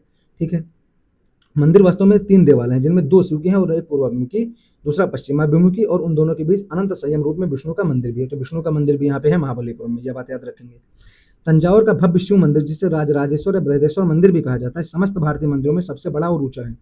आपको क्या जानना है कि समस्त भारतीय मंदिरों में सबसे बड़ा और ऊंचा कौन सा है, वो तंजावुर का भव्य शिव मंदिर, जिसे राजराजेश्वर मंदिर या बृहदेश्वर मंदिर भी कहते हैं। ये चीज याद रखनी है। इसका निर्माण 1009 ईस्वी के आसपास राजराज चोल द्वारा पूरा कराया गया। तो आपसे क्वेश्चन पूछ लेगा कि राजराजेश्वर या बृहदेश्वर मंदिर किसके द्वारा पूरा कराया गया, तो राजराज चोल के द्वारा कराया गया। तो ये चीज याद रखनी है। अब क्या बताया गया, नंदी बृहदेश्वर मंदिर। तो आपसे क्वेश्चन पूछा गया यूपीएससी में कि नंदी के आगे, बृहदेश्वर मंदिर के आगे नंदी की प्रतिमा है, तो बिल्कुल सही बात है, तभी तो यहाँ पे दिया गया है। क्या देखना, बृहदेश्वर मंदिर पूर्ववर्ती पल्लव, चालुक्य और पांड्य राजाओं द्वारा बनाए गए किसी भी मंदिर में आकार प्रकार को देखते हुए बड़ा है। इसका बहुमंजिला विमान 70 मीटर का है, लगभग 230 फुट की गगनचुंबी ऊंचाई तक खड़ा हुआ है। बृहदेश्वर मंदिर कहाँ, तंजावुर में है। नंदी की विशाल प्रतिमाएं शिखर के कोनों पर लगी हैं और चोटी पर बना कलश लगभग 3 मीटर 8 सेंटीमीटर ऊंचा है। लिंग के रूप में एक 2 मंजिले गर्भगृह में स्थापित है। ठीक है, ये चर्चा यहाँ तक की गई। अब दक्कन की वास्तुकला की चर्चा से पहले हम क्वेश्चन देखते हैं, क्या क्या क्वेश्चन पूछे गए जो अब तक मैंने पढ़ा, इससे रिलेटेड क्या क्या क्वेश्चन जो किए जा सकते थे। ठीक है, उसकी चर्चा करते हैं हम लोग। तो क्या क्या क्वेश्चन पूछे गए उनको देखते हुए आगे बढ़ेंगे। जैसे कुछ क्वेश्चन पूछे गए, द्रविड़ शैली में मंदिरों में गोपुरम का क्या तात्पर्य है? तो भैया गोपुरम का तात्पर्य गर्भगृह से, दीवारों पर की गई चित्रकारी से, शिखर से, तोरण के ऊपर बने अलंकृत तो बहुमंजिला भवन से। तो गोपुरम क्या है, प्रवेश द्वार की चर्चा की गई, तो प्रवेश द्वार कहाँ पे होगा, तोरण के ऊपर बने अलंकृत तो बहुमंजिला भवन से, तो याद रखना है। आगे क्या बताया गया, पांड्यों के राज्यकाल में भी द्रविड़ शैली पनपती रही। पांड्य काल में मंदिर छोटे थे किंतु उनके प्रांगण के चारों ओर अनेक प्राचीर बनाए जाते थे, या प्राचीर तो सामान्य होते थे किंतु इनके प्रवेश द्वार जिन्हें गोपुरम कहा जाता है, तो गोपुरम का है प्रवेश द्वार की चर्चा है। आगे क्या बताया गया, ये क्वेश्चन पूछा गया कि अंकोर वाट का विष्णु मंदिर कहाँ स्थित है? तो ये कहाँ है भैया, कंबोडिया में है। तो ये क्वेश्चन पूछा गया, ये क्वेश्चन रिपीटेड है, पूछा भी जा सकता है, लेकिन मैं आपको क्यों करा रहा हूँ, इसी तरह से नए क्वेश्चन पूछे, जैसे पूछ लेगा बृहदेश्वर का मंदिर कहाँ स्थित है। ठीक है, तो ये चीज आपको ध्यान रखनी है। आगे, जगन्नाथपुरी मंदिर में के गर्भगृह में भगवान जगन्नाथ, सुभद्रा और बलभद्र की मूर्तियां बनी हुई किसकी हैं, लकड़ी की हैं। ये चर्चा मैंने आपको पढ़ाई थी क्लास 7 और क्लास 6 के दौरान, जब एनसीईआरटी कवर कर रहा था, तो वहां पे आपको चीज पढ़ाई थी मैंने। ठीक है, इसलिए क्वेश्चन मैं यहाँ पर लेके आया कि क्वेश्चन जो भी आप देख लें यहाँ पर। आगे बताया गया, आगे क्या क्या क्वेश्चन दिखाए गए। क्वेश्चन पूछा गया, महाबलीपुरम के रथ मंदिरों का निर्माण किसने करवाया? नरसिंह वर्मन प्रथम ने। ये चर्चा मैंने आपके साथ की अभी। मामल्लपुरम में रथ स्मारकों के निर्माण के लिए निम्न में से कौन उत्तरदायी है? तो जो मामल्लपुरम में रथ स्मारक के मंदिर बनाए गए किसके शासनकाल के? तो पल्लव। ये चीज आपको बेसिक याद रखनी, जो भी पढ़ाया। कौन सा रथ मंदिर सबसे छोटा, ये चर्चा आगे की जाएगी। द्रौपदी रथ क्या है, सबसे छोटा है। अब यहाँ पे महाबलीपुरम और मामल्लपुरम, ये दोनों चीजों को ध्यान रखना है। ठीक है, आगे क्या बताया गया, आगे बताया गया कि यहाँ पे एलोरा की गुफाएं किसके काल की हैं, मीनाक्षी मंदिर किसके काल का है, खजुराहो मंदिर किसके काल का है, महाबलीपुरम के मंदिर किसके काल के हैं? तो भैया महाबलीपुरम के मंदिर किसके काल के हैं? इधर कौन सा जुड़ा, सुमेल है पूछा है। तो महाबलीपुरम के मंदिर किसके, राष्ट्रकूट के? नहीं, ये तो पल्लव के, तो ये तो नहीं हो सकता, तो डी होगा नहीं। अब डी नहीं होगा तो बी भी नहीं हो सकता। अब ए और सी बचा है, तो इधर एलोरा की गुफाएं किसके काल की हैं? तो शक बिल्कुल गलत बात है। आगे, खजुराहो के मंदिर किसके काल के? चंदेल। ये मैंने अभी आपको पढ़ा है, तो सी आंसर क्या होगा इसका, सही हो जाएगा। तो ये चीज यहाँ पे पूछी गई। इसी तरह आगे बढ़ते हैं, आगे कौन कौन से क्वेश्चन पूछे गए यहाँ पे देखते क्या क्वेश्चन है। जो गुफाओं से रिलेटेड क्वेश्चन, इसको छोड़ देते हैं, आगे बढ़ते हैं। यहाँ पे क्वेश्चन देखिए क्या पूछा गया। क्वेश्चन पूछेगा, उड़ीसा में नष्ट होने से बचे निम्नलिखित मंदिरों में से सर्वाधिक बड़ा और सबसे ऊंचा मंदिर कौन सा है? तो लिंगराज मंदिर उड़ीसा का है और ये सबसे बड़ा है, ये याद रखना है। ये क्वेश्चन क्यों याद रखना है, क्योंकि क्वेश्चन फैक्चुअल है और ये चर्चा उस समय थी, इसलिए पूछा जा चुका था। फिर पूछा गया, कौन सा सूर्य मंदिर पाटन गुजरात में स्थित है? तो भाई गुजरात में कौन है, मोढेरा का सूर्य मंदिर, ये मैंने आपको पहले बताया। कोडार का सूर्य मंदिर किसने बनाया? ये चर्चा भी आपके साथ की गई। कोडार का सूर्य मंदिर नरसिंह देव वर्मन ने बनवाया।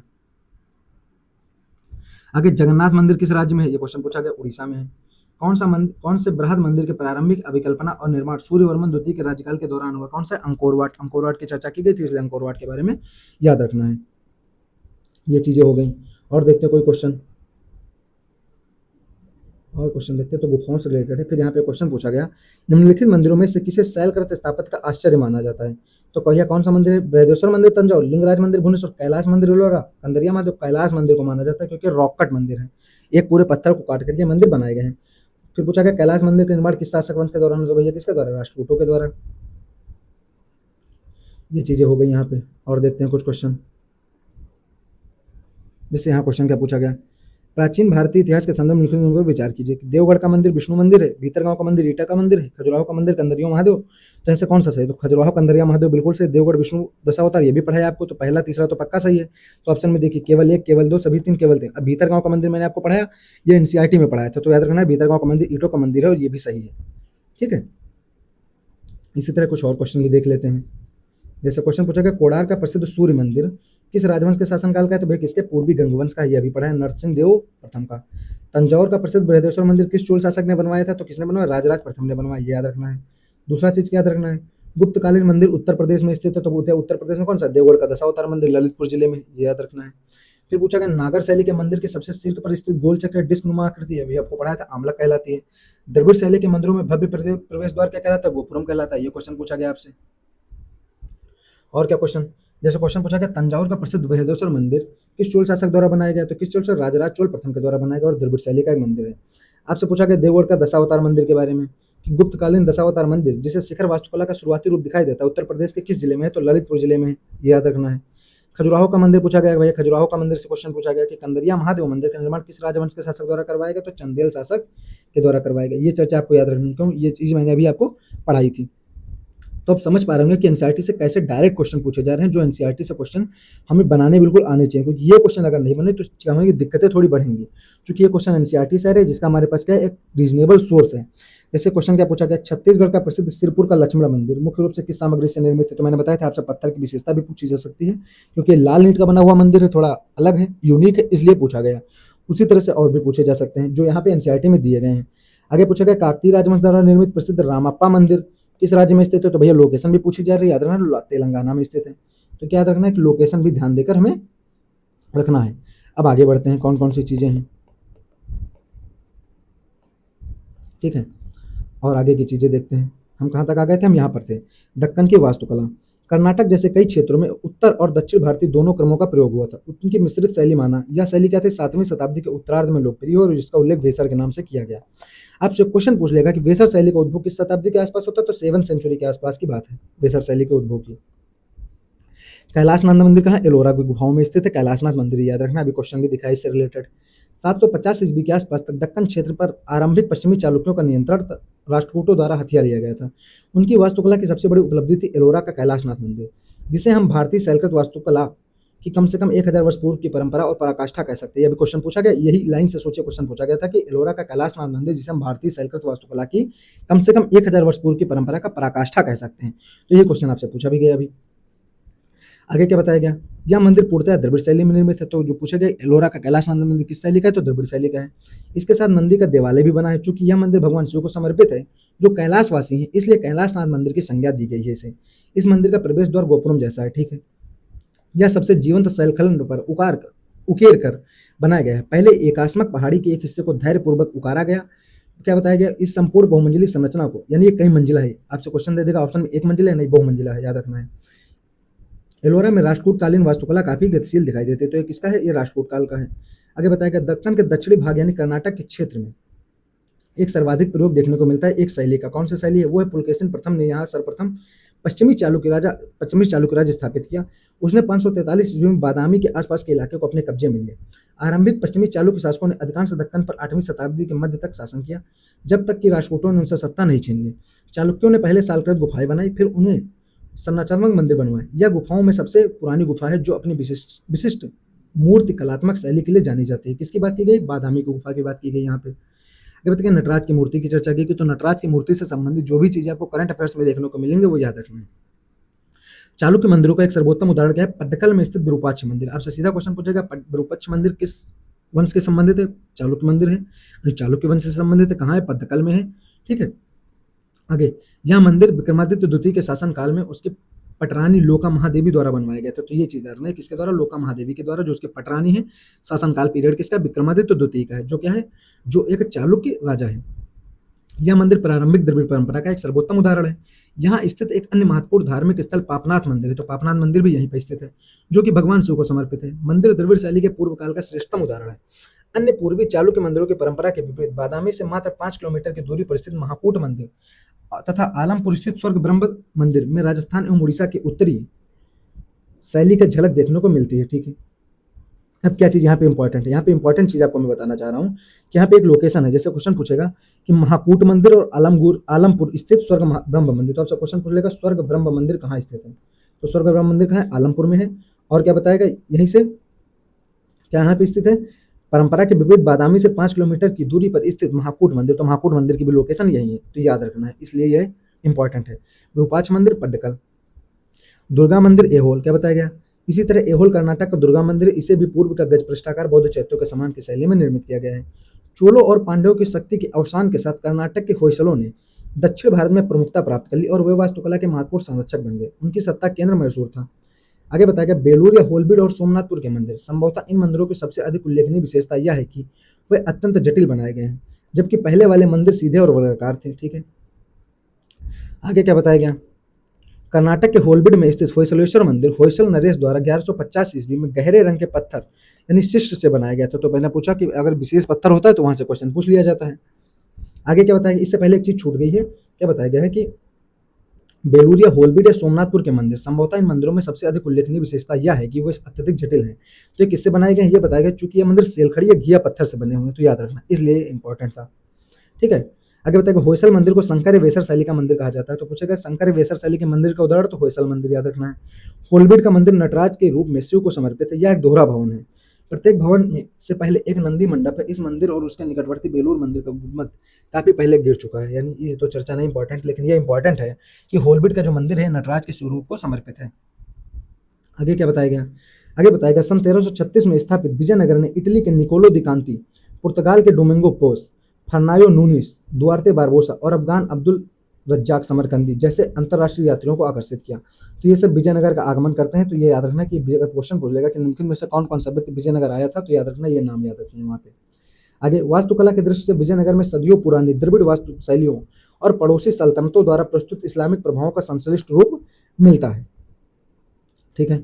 आगे बताया गया, एलोरा जैसे स्थलों में भी बौद्ध, हिंदू और जैन स्मारक साथ साथ पाए जाते हैं। तो एलोरा में क्या है, हिंदू भी हैं, जैन भी हैं और बौद्ध में है। तो क्वेश्चन पूछा जाता है तीन धर्मों, हिंदू, जैन और बौद्ध धर्म की मूर्तियों या बौद्ध धर्म के जो चित्र हैं वो किस गुफा में मिलते हैं, तो एलोरा की गुफा में मिलते हैं। ये सुपर इंपॉर्टेंट क्वेश्चन है, बार बार आपसे पूछा जाता है।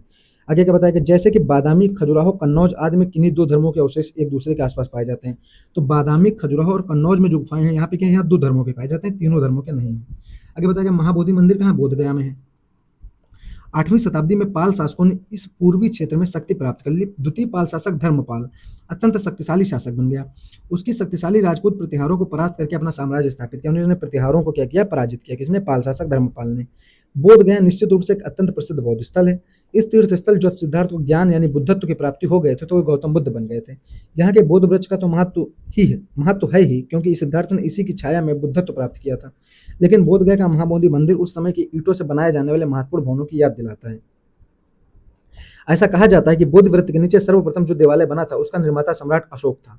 तो ये कहा जाता है, कोई सोर्स तो है नहीं, इसलिए क्वेश्चन पूछे जाने के चांसेस भी कम है। आगे क्या बताया गया, आगे बताया गया कि वह पाल राजाओं के शासनकाल में 8वीं शताब्दी में बनाई गई थी। कौन सी, जो मंदिर के भीतर बहुत सी आला दीवारों में जो प्रतिमाएं बनाई गई हैं उनकी बात की गई है। कि महाबोधि मंदिर जिस अवस्था में आज खड़ा है वह अधिकतर औपनिवेशिक काल में अपने 7वीं शताब्दी के पुराने रूप में बनाया गया था। नालंदा का मठी विश्वविद्यालय एक महाविहार है, क्योंकि यहाँ विभिन्न आकारों के अनेक मठों का संकुल है। नालंदा के बारे में अधिकांश जानकारी चीनी यात्री हुआनसांग के अभिलेखों पर आधारित है। एक मठ की नींव कुमारगुप्त प्रथम द्वारा 5वीं शताब्दी में डाली गई थी, याद रखना है। आगे, बौद्ध धर्म के सभी 3 संप्रदाय थेरवाद, महायान और वज्रयान। तो आपसे क्वेश्चन पूछेगा कि निम्नलिखित में से किस शाखा का संबंध बौद्ध धर्म से नहीं है, तो वहाँ पे 3 ऑप्शन तो यही होंगे, थेरवाद, महायान और वज्रयान। एक कोई अन्य शाखा दी गई होगी, तो उसका संबंध क्या है, इससे नहीं है। ये सिद्धांत यहाँ पढ़ाए जाते थे। नालंदा की गजकारी, पत्थर तथा कांस्य मूर्ति बनाने की कला सारनाथ की गुप्तकालीन बौद्ध कला से ही विकसित हुई है। आगे बताया गया, उसी पर पूरी तरह निर्भर रही है। 9वीं शताब्दी तक आते आते सारनाथ की गुप्त शैली और बिहार की स्थानीय परंपरा तथा जिसे मूर्ति कला की नालंदा शैली कहा जा सकता, क्या है कि संगम की बात की गई है यहाँ पे। आगे बढ़ते हैं, आगे क्या बताया गया, नालंदा प्रतिमाएं प्रारंभ से महायान संप्रदाय के बौद्ध देवी देवताओं का प्रतिरूपण क्या करती थी, जैसे कि खड़े बुद्ध, बोधिसत्व, जैसे कि मंजूश्री कुमार, कमला सन्नत, औलिकेतेश्वर, नाग नागार्जुन। ये क्या है, बोधिसत्वों की चर्चा की गई है। तो ये सब क्या है, बोधिसत्व हैं। 11वीं तथा 12वीं शताब्दियों के दौरान जब नालंदा एक महत्वपूर्ण तांत्रिक केंद्र के रूप में उभर रहा था, तब इन मूर्तियों में वज्रयान संप्रदाय के देवी देवताओं जैसे वज्र शारदा यानी सरस्वती का ही क्या है, एक रूप है, खसरपड़, औलिकेतेश्वर आदि का बोलबाला हो गया था। तो क्वेश्चन पूछ सकता है खसरपड़ का संबंध किससे, वज्रयान संप्रदाय से। ये चीज याद रखनी है। बुद्ध की मुकुटधारी प्रतिमाओं का प्रतिरूपण 12वीं शताब्दी के बाद ही शुरू हुआ। ठीक है। छत्तीसगढ़ में स्थित सिरपुर आरंभिक प्राचीन उड़ीसी शैली का स्थल था, जहां हिंदू तथा बौद्ध दोनों प्रकार के देवालय थे। ठीक है। ललितगिरी, वज्रगिरी और रत्नागिरी मठ उनमें सबसे अधिक प्रसिद्ध है। ठीक है। नागपट्टनम तमिलनाडु का एक पट्ट नगर भी चोल काल तक बौद्ध धर्म और कला का प्रमुख केंद्र था। तो आपसे लोकेशन पूछेगा नगर नागपट्टनम कहाँ है, तो तमिलनाडु में है। ठीक है। चोल शैली के कांस्य और पत्थर की प्रतिमाएं नागपट्टनम में पाई गई हैं। ठीक है, ये चर्चा हो गई। लक्ष्मण मंदिर सिरपुर। ठीक है, आगे बढ़ते हैं। बाहुबली गोमेटेश्वर कर्नाटक। तो बाहुबली गोमेटेश्वर की मूर्ति कहाँ है, कर्नाटक में है। दक्कन में वास्तुकला की दृष्टि से सर्वाधिक महत्वपूर्ण स्थल क्या है, एलोरा है और एहोल में देखे जा सकते हैं। मध्य भारत में देवगढ़, खजुराहो, चंदेरी और ग्वालियर में जैन मंदिरों के कुछ उत्कृष्ट उदाहरण भी पाए जाते हैं। कर्नाटक में जैन मंदिरों की समृद्ध धरोहर सुरक्षित है, जिनमें गोमेटेश्वर में भगवान बाहुबली की ग्रेनाइट की मूर्ति विशेष रूप से उल्लेखनीय है। तो आपसे सीधा क्वेश्चन पूछ सकता है, भगवान बाहुबली की मूर्ति किस धातु की बनी, तो ग्रेनाइट की बनाई गई है। श्रवण बेलगोला स्थित यह विशाल प्रतिमा क्या है, 18 मीटर यानी 57 फीट ऊंची। तो हाइट पूछ सकता है। दूसरा चीज इसकी लोकेशन पूछ सकता है, कहाँ, सरवड़ बेलगोला में है। आगे क्या बताया गया, इसे मैसूर के गंग राजाओं के सेनापति और प्रधानमंत्री चामुंडा राय द्वारा बनवाया गया था। तो किस राजवंश के द्वारा बनवाया गया, तो गंग। तो ये चीज याद रखनी है। दूसरी चीज, राजस्थान में माउंट आबू पर स्थित जैन मंदिर बिमल शाह द्वारा बनाया गया था। तो ये मैंने आपको पहले बताया था जब आपको टॉपिक पढ़ा रहा था, तो आपको क्वेश्चन डिस्कशन किया था कि कैसे क्वेश्चन पूछे जा सकते हैं, तो वहां पे चर्चा की गई। ठीक है, तो आपको याद रखना किसने बनवाया, बिमल शाह के द्वारा बनवाया गया है। आगे, काठियावाड़ गुजरात में पालिताना के निकट शत्रुंजय की पहाड़ियों में एक विशाल जैन तीर्थस्थल स्थित है, जहाँ एक साथ जुड़े हुए 20 मंदिर दर्शनीय है। तो आपसे क्वेश्चन पूछेगा जैन मंदिर कहाँ कहाँ स्थित है, तो क्या है, शत्रुंजय की पहाड़ियों पर भी स्थित है। शत्रुंजय की पहाड़ियाँ कहाँ है, गुजरात के काठियावाड़ क्षेत्र में। ये क्वेश्चन आपसे पूछा जा सकता है, ये चीज आपको ध्यान रखनी है। ठीक है, आगे बात करते हैं महाबलीपुरम के बारे में। अब क्या देखना, महाबलीपुरम के बारे में चर्चा की गई। अब यहाँ पे देखिए क्या देखना है, महाबलीपुरम पल्लव काल का एक महत्वपूर्ण पट्ट नगर है। ठीक है, तो किस संबंधित है, पल्लव काल से संबंधित है। अनेक शैलाकृत स्वयंतंत्र खड़े मंदिरों का एक निर्माण 7वीं-8वीं शताब्दी में हुआ है यहाँ पे। ठीक है, आगे बताया गया कि विश्व में इस प्रकार का सबसे बड़ा और प्राचीनतम पैनल है। इसमें चट्टानों के मध्य एक प्राकृतिक दरार है। आगे बताया गया कि ये इस दरार से बहकर पानी नीचे बने कुंड में एकत्रित होता है। ठीक है, किरातार्जुनियम पल्लव काल में कवि भारवी की लोकप्रिय रचना रही है। ये इंपॉर्टेंट है, आपसे क्वेश्चन पूछेगा कि किरातार्जुनियम किसकी रचना है, वह कवि भारवी की, और किस काल की है, तो पल्लव काल की, याद रखना है। अन्य विद्वानों के अनुसार यह पैनल एक पल्लव राजा की प्रशस्ति है। ठीक है, तो ये चीज याद रखनी है, यहाँ पे रचना सबसे ज्यादा इंपॉर्टेंट चीज थी। आगे बताया गया कैलाश पर्वत को हिलाते हुए रावण। आपसे क्वेश्चन पूछा जाएगा कैलाश पर्वत को हिलाते हुए रावण की प्रतिमा कहाँ है, तो ये एलोरा की गुफा में है, ये याद रखना है। आगे गुफा संख्या पूछ लेगा, तो गुफा संख्या 16 है कैलाशनाथ मंदिर की बाईं दीवार पर। तो आपसे सीधा क्वेश्चन पूछेगा गुफा संख्या, या पूछ लेगा किस गुफा में, तो एलोरा की गुफा में है। आगे बात करते हैं, आगे किसकी बात की गई, लक्ष्मण मंदिर खजुराहो का। तो ये चर्चा मैंने आपके साथ कर ली पहले ही। अब यहाँ पे क्या देखना, जो खजुराहो के मंदिर है किस राजवंश के, तो चंदेल राजवंश के संरक्षण में बनाए गए थे। ठीक है, वहीं पे लक्ष्मण मंदिर की चर्चा की गई, चंदेलों के समय का मंदिर है। आगे क्या बताया गया कि इसका निर्माण कार्य क्या 954 ईस्वी तक पूरा हो गया था। तो आपको क्या है, शासक का नाम है, शासक का नाम क्या है, 7वां राजा यशोवर्मन उसका निर्माता था। 13वां राजा यशोवर्मन है। ठीक है, आगे पंचायतन किस्म की शैली है, ये मैंने आपको पढ़ाते हुए भी डिस्कस कर लिया था। तो ये चीजें हो गई यहाँ पर। अब इसके साथ ये वाला टॉपिक होता है कंप्लीट। अब हम क्या डिस्कस करेंगे, हम डिस्कस करेंगे जो क्वेश्चन और छूट गए हैं हमारे प्रैक्टिस के दौरान, उन क्वेश्चन को देखते हैं कि वो कौन कौन से क्वेश्चन है जो और क्वेश्चन इस टॉपिक से पूछे जा चुके हैं या पूछे जा सकते हैं। जैसे चंदेल राजाओं का निर्माण किया है, तो चंदेल राजाओं ने क्या बनाया भाई, खजुराहो का मंदिर बनाया। अभी सीधा क्वेश्चन आपके सामने मैंने डिस्कस किया, खजुराहो के मंदिर से संबंधित क्वेश्चन डिस्कस किया, वो क्या है, वह हिंदू और जैन धर्म से संबंधित यहाँ पे मंदिर है। ठीक है, किस राजवंश ने प्रसिद्ध खजुराहो के मंदिर बनाए, तो कौन से, चंदेल हैं। तो यहाँ से सोचिए आपको क्वेश्चन दिखते हैं, जो क्वेश्चन लास्ट में एक सिर्फ डायग्राम में बना के समझा दिए गए, वहां से कितने सारे क्वेश्चन पूछ लिए गए अचानक से। अब देखिए क्वेश्चन क्या पूछा गया, क्वेश्चन पूछा गया आपसे आबू का जैन मंदिर किसका बना हुआ है, तो ग्रेनाइट का बना हुआ है, संगमरमर का बना हुआ है, चूना पत्थर से बना हुआ है, बलुआ पत्थर से बना हुआ है। अब यहाँ पे एक चीज आती है, आबू का जैन मंदिर, माउंट आबू का जैन मंदिर। अब यहाँ पे ऑप्शन में देखिए, और जो चीज मैंने आपको पढ़ाई उसको देखते हैं एक बार। यहाँ पे देखिए क्या बताया गया, राजस्थान में माउंट आबू पर स्थित जैन मंदिर बिमल शाह द्वारा बनाए गए थे। इनका बाहरी हिस्सा बहुत सादा है, जबकि भीतरी भाग बढ़िया संगमरमर और भारी मूर्ति कलात्मक साज सज्जा से अलंकृत है। तो मैंने हाईलाइट किया ना आपको संगमरमर। तो ये देखिए यहाँ पे क्वेश्चन पूछा गया, क्या आबू का जैन मंदिर किसका बना है, संगमरमर का बना है भैया, सीधा क्वेश्चन पूछ लिया गया आपसे। तो ये समझिए आप एनसीईआरटी का इंपॉर्टेंस क्या है कि डायरेक्ट क्वेश्चन पूछे जा रहे हैं। उसी तरह क्वेश्चन पूछा गया कौन सा वास्तुकला के बेसर शैली का उदाहरण, तो होयसलेश्वर मंदिर बेसर शैली का, ये भी आपके साथ चर्चा की मैंने। आगे बढ़ते हैं, और कौन कौन से क्वेश्चन थे, और कौन सा क्वेश्चन था, क्वेश्चन देख लेते हैं कि कोई क्वेश्चन ना छूटे प्रैक्टिस के समय हमारा। तो यहाँ तक सारे क्वेश्चन हमने कवर कर लिए थे, कुछ क्वेश्चन और छूटे थे जो हम ऊपर क्वेश्चन डिस्कस कर रहे थे वहां पर, उन क्वेश्चन को भी एक बार फिर से देख लेते हैं। जैसे कौन सा सूर्य मंदिर के लिए विख्यात है, तो ओंकारेश्वर, अमरकंटक, अरसावली। अब ये क्वेश्चन क्या है, ये क्वेश्चन कर पाने थोड़े नामुमकिन से क्वेश्चन, क्योंकि ये क्वेश्चन का एनसीईआरटी सार नहीं है। ये क्वेश्चन पूछे इसलिए जाते हैं कि कुछ क्वेश्चन ऐसे दिए जाते हैं कि आप अगर इनमें उलझेंगे तो चीजें खराब होंगी। पर मान लीजिए आपको कल के 4 क्वेश्चन मिले, 3 से 4 क्वेश्चन, तो आप क्वेश्चन 2 बना पाए, तो ये अच्छी स्थिति है, ना कि ये कि 4 के चारों बनाने के लिए आप दुनिया भर की मेहनत करे डाले उसमें। ठीक है, तो ये चीज याद रखनी। तो ये सारी चीजें थी जो हमने आपके साथ डिस्कस की, और शायद सारी क्वेश्चन आपके साथ डिस्कस कर रखे हैं मैंने। मोढेरा का सूर्य मंदिर, ये सब चीजें हो चुकी हैं आपके साथ। ठीक है, तो ये चीजें हो गई यहाँ पर। अब इसके साथ क्या होता है, ये वाला टॉपिक हमारा पूरा कंप्लीट होता है। अब इसके बाद हम क्या करेंगे, इसके बाद इसका नेक्स्ट टॉपिक कवर करेंगे, और उसके बाद क्या होगी, हमारी जो एनसीईआरटी की सीरीज है शायद वो कंप्लीट हो जाए पे। जैसे एलोरा के प्रसिद्ध शिव मंदिर की चर्चा की गई, किसके द्वारा बनाया गया, कृष्ण प्रथम के द्वारा। आगे बताया कि राष्ट्रकूट काल में एलोरा पहाड़ियों में निर्मित गुफा में कौन सा मंदिर, कहाँ पे लोकेशन, औरंगाबाद महाराष्ट्र, लोकेशन पूछ लिया। अजंता और एलोरा की गुफा कहाँ, लोकेशन पूछ लिया। तो ये बहुत बेसिक से क्वेश्चन है जो पूछे जाएंगे, ठीक है। तो धन्यवाद दोस्तों मेरे साथ जुड़ने के लिए इस सीरीज में। उम्मीद करता हूँ कि आज का टॉपिक जो सबसे ज़्यादा इंपॉर्टेंट है ये आपको पसंद आएगा, और इस टॉपिक को आप 2-3 बार जरूर देखिएगा, अपने प्रॉपर नोट्स बनाइएगा, क्योंकि इस टॉपिक से क्वेश्चन पूछे जाने के चांसेस बेहद जरूरी हैं और बहुत ज़्यादा हैं। तो धन्यवाद दोस्तों मेरे साथ जुड़ने के लिए। जय हिंद, जय भारत।